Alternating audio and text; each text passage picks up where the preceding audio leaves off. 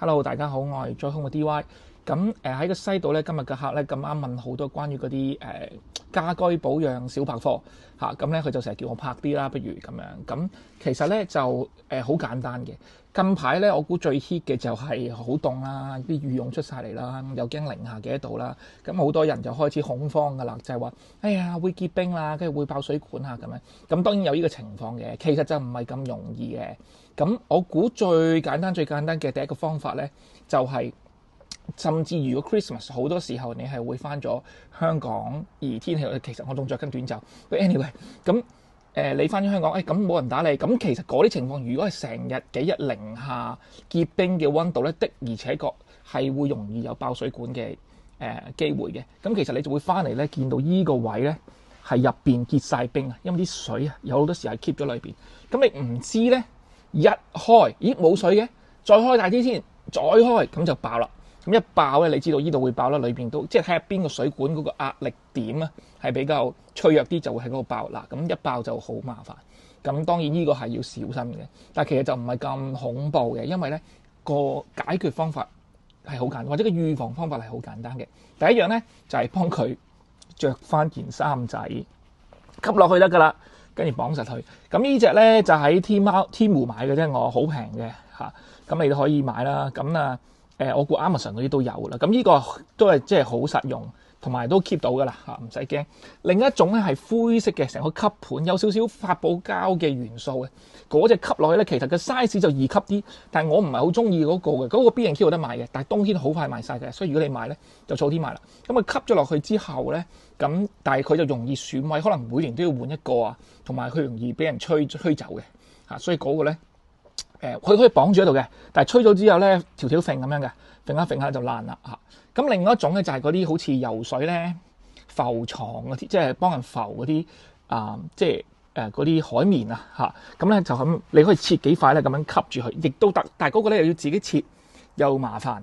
咁咧有時又會容易爛，有時又換，又要用唔得又用膠紙黐住佢，膠紙又唔夠防水，又甩又成。咁所以咧就唔係咁特別建議。我覺得咧。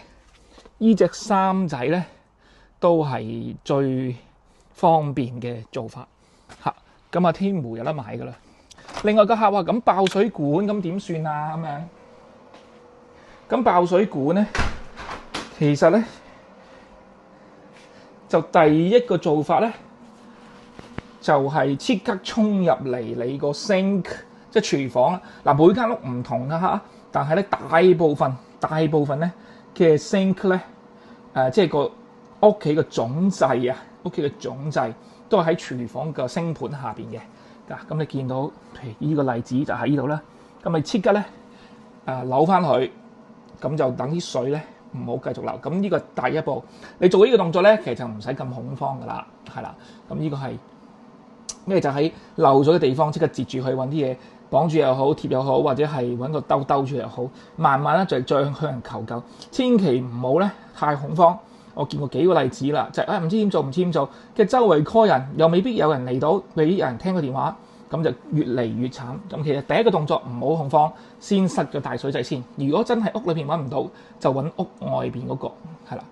咁你見到呢個係裝埋軟水機啦嚇，咁啊相當好。咁你熄咗大水掣咧，其實就已經冇問題，安全嘅。咁所以其實咧，上日聽啲人講爆水管咧，第一你預防咗，好簡單啫。第二咧就係咧有啲咩事咧，即刻閂咗大水掣。咁呢兩個咧已經係好好。咁另外如果你係第三嘅話咧，如果你有嗰啲 thermostat 啦，即係用電話去控制溫度嘅話咧，或者你可以 set timer 嘅話咧，即係你講我講你暖氣系統。其實咧就 set 一啲13度啊、15度啊，至少10度，就算你真係好想慳電。咁其實咧你個屋企咧裏邊啲水行緊有溫度咧，亦都咧係完全已經預防咗呢個結冰爆水管嘅危機。千祈唔好因小失大，就話我唔好開暖氣啦，冇人喺屋企，完全唔開。咁咧到最後咧屋企又太凍，其實咧對個牆身保養亦都唔好，對嗰啲成個屋企嘅恆溫啊，亦都冇咁好，同時咧亦都更加增加咗你結冰嘅可能性。好，咁我今日講到呢度先，希望幫到大家，拜拜。